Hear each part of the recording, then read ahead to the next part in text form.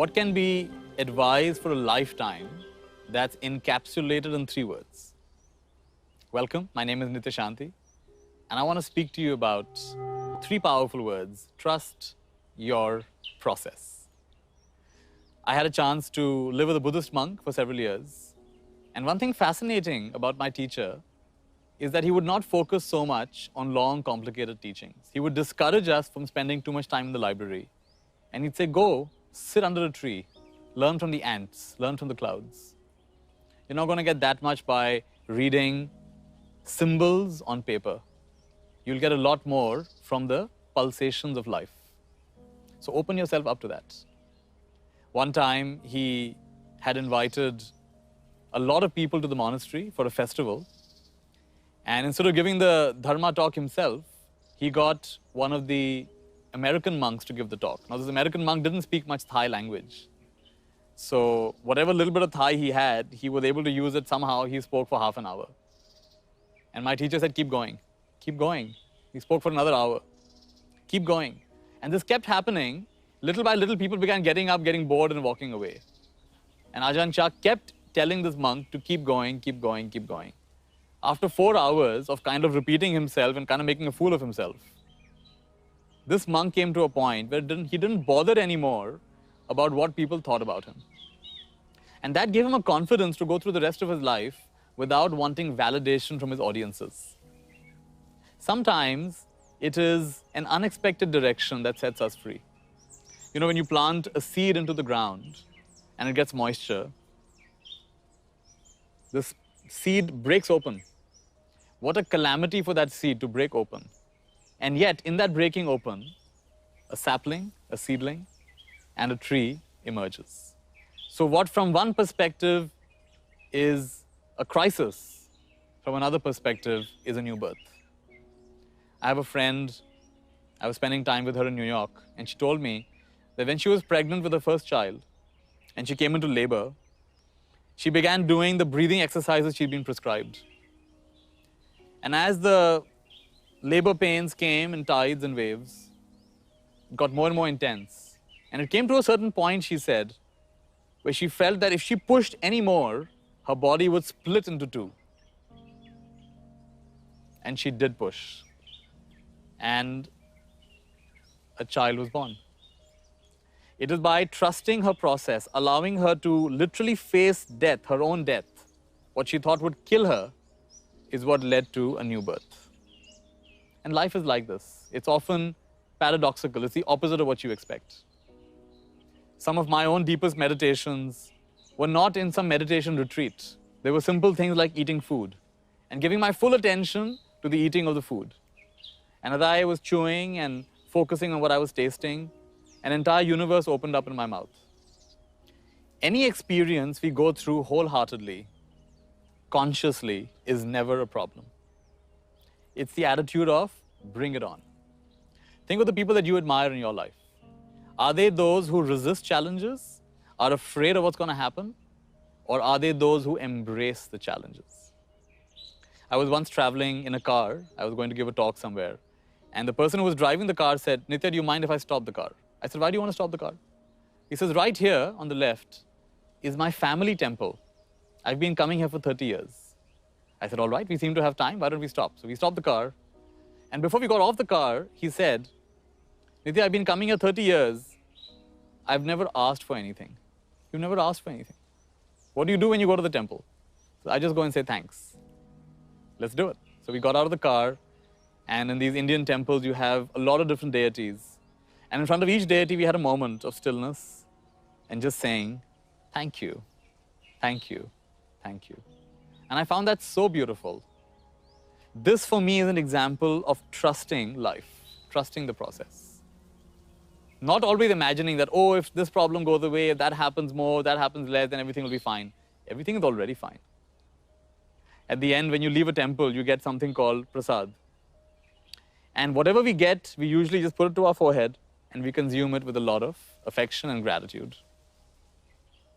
When you leave the temple, does the prasad only end with what you were given? Isn't everything prasad? Isn't everything a gift from the unknown? The car you've been given, the house, the family, the health, the opportunities. We don't compare the prasad. You gave him more, you gave me less. Today is not as sweet as yesterday. We just accept it. We are welcoming of it. Why don't we welcome all of our life like this? Isn't all of it like prasad, like holy, blessed food?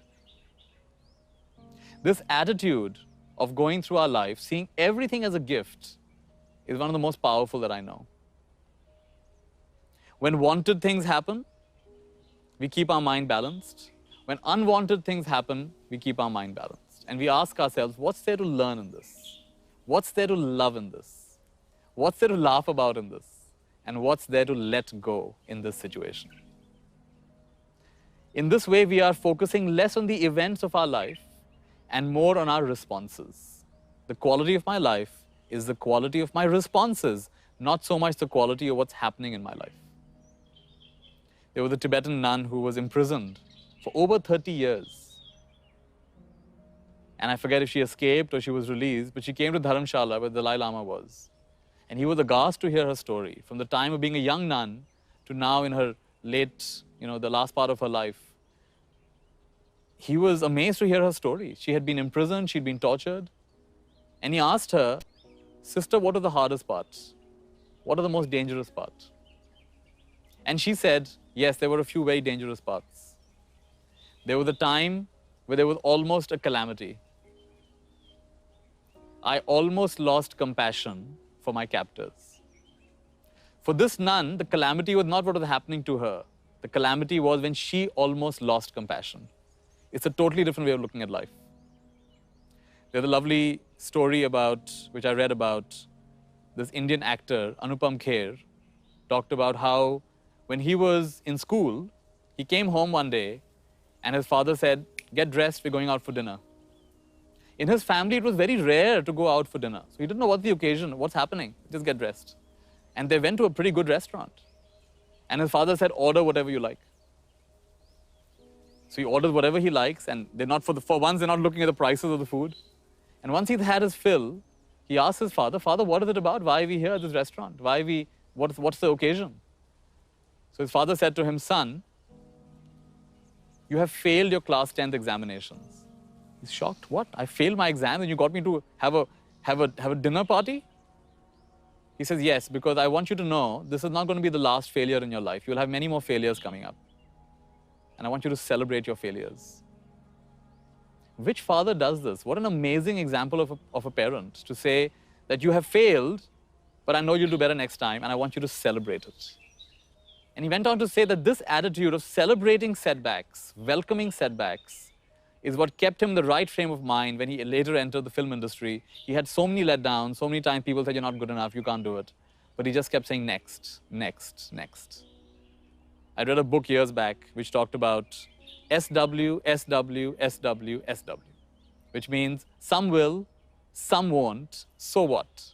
Someone's waiting. There's always someone waiting for exactly what you have in this world, as long as you're willing to show up again and again and again and again. Never give up. One of the people I've learned this attitude from is a fantastic speaker called Nick Vujicic. Nick was born without hands and legs, some anomaly of genetics. He was born to a mother who actually was a nurse. And they did everything right in pregnancy, but still that's what happened. The parents decided they'll treat him like an ordinary kid, even though he doesn't have hands and legs. He went to an ordinary school, and they challenged him to do the best he could in every situation. When you see videos of Nick, it's surprising. He wakes up in the morning. It's incredible. He's found a way to shave his face, comb his own hair. He's found his way to wear all his clothes. He has a little device by which he can travel around the house. He cooks his own food. He can draw. He found a way to propose to his to-be wife without hands and legs. He inspires people all over the world. So when I see his videos, the distillation of his wisdom comes down to these three things. I choose to be thankful. I choose to dream big.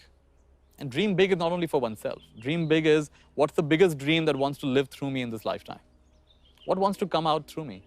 It's not just about you, it's about what you can give. And finally, never, never, never give up.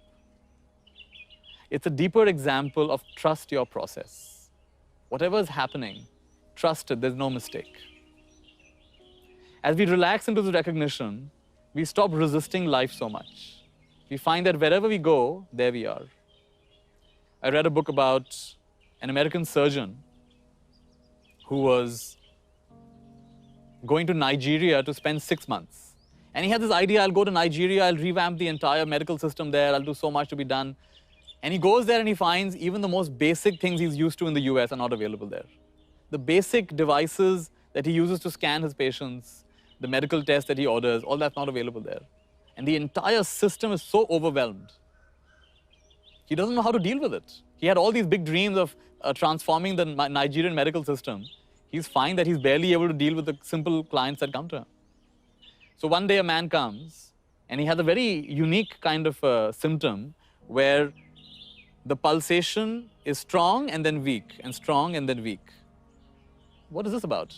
So then he remembers something in his medical school where they said, this is actually a very dangerous condition. The person could die at any time. There's a very high amount of pressure around the heart. The cardiac surgeon of that hospital was out somewhere, not available. He had to make the decision. He goes to the medical library, opens the textbook, figures out the procedure, and himself follows the procedure. It's such a delicate surgery, this person could die at any minute. And luckily, it's successful, the man survives. The next day he goes to meet the man in the room where he's staying, and the man is somehow able to see through the doctor and says, you seem to be not completely satisfied being here. You seem to be wondering why you're here. He's like, the doctor's amazed, how did this man know what my inner crisis is like? And the man said, let me tell you why you're here. You're here so that you could save my life. And in that moment, his entire paradigm of medicine changed. He was thinking in terms of doing good for humanity, doing good for entire countries. And this person showed him, no, it's about one person.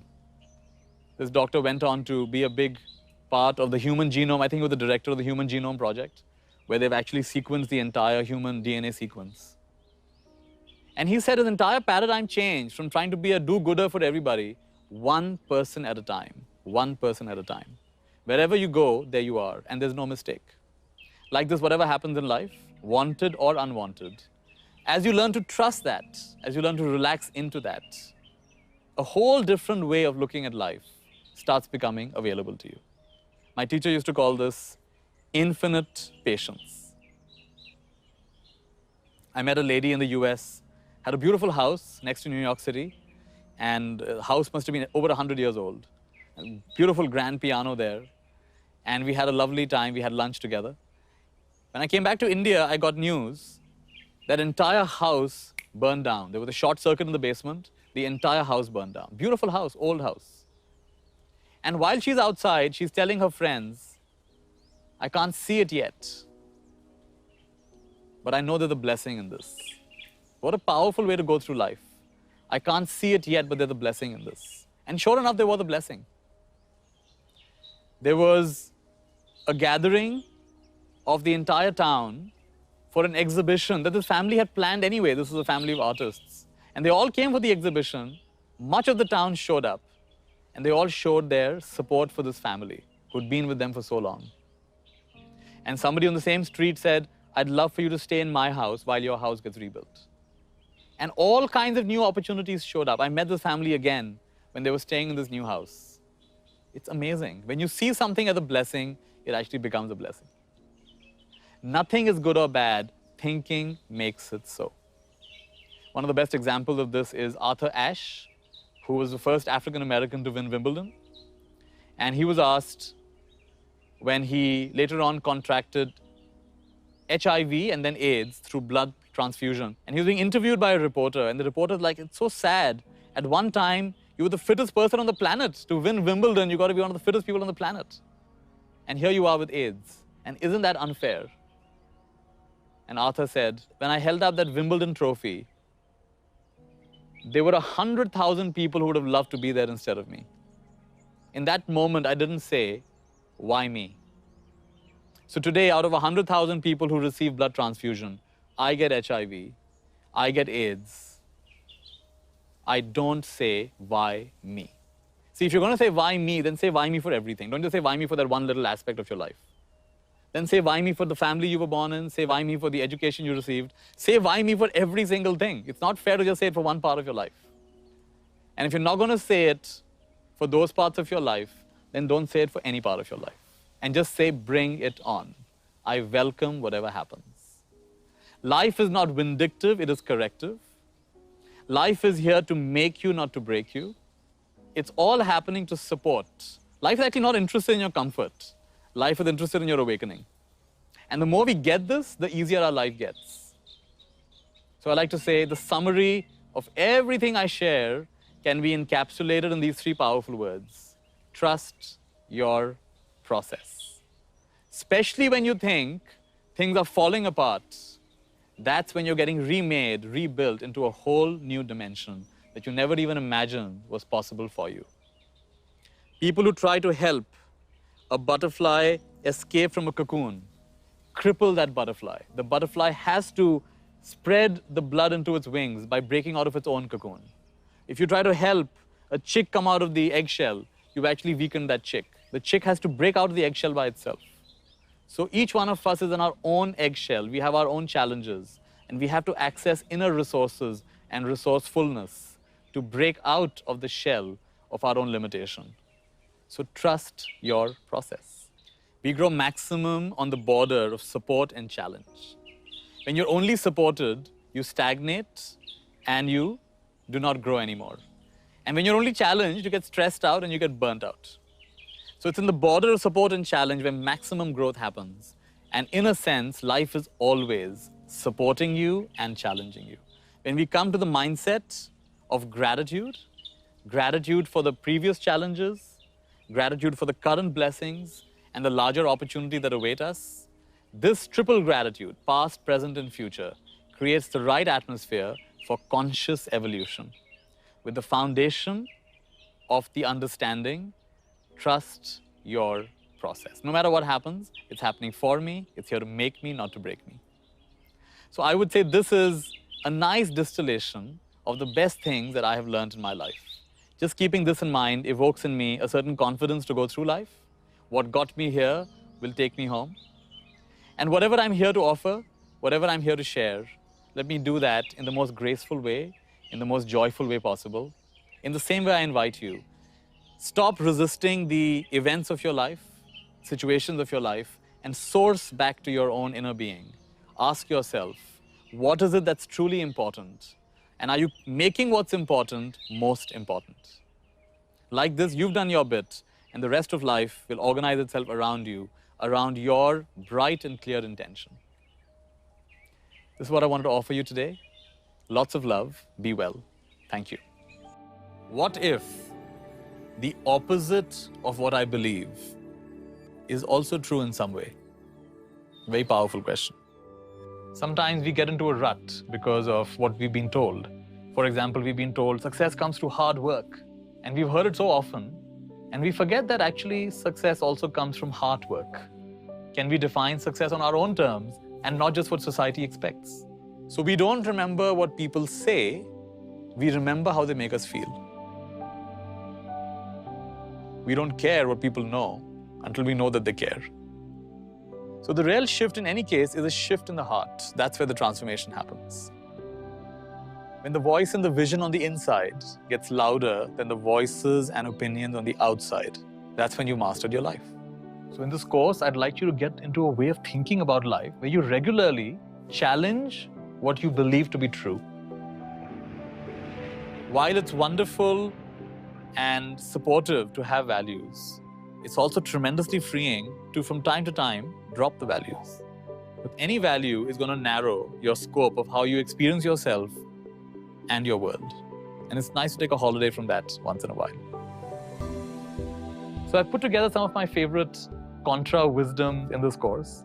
And for me, there have been significant shifts, each and every one of them. And I'm sure you'll find something here that challenges your way of looking at the world and gives you a new perspective on life. There's a lovely quote by Mary Oliver, the wonderful poet, and she says, "Wouldn't God be disappointed if you're not dazzled by this existence at least 10 times a day?" It's an invitation to step out of the history and into the mystery. And that's what Contra Wisdom promises to do. Join me on Round Glass, where we go against the grain of what we think we know.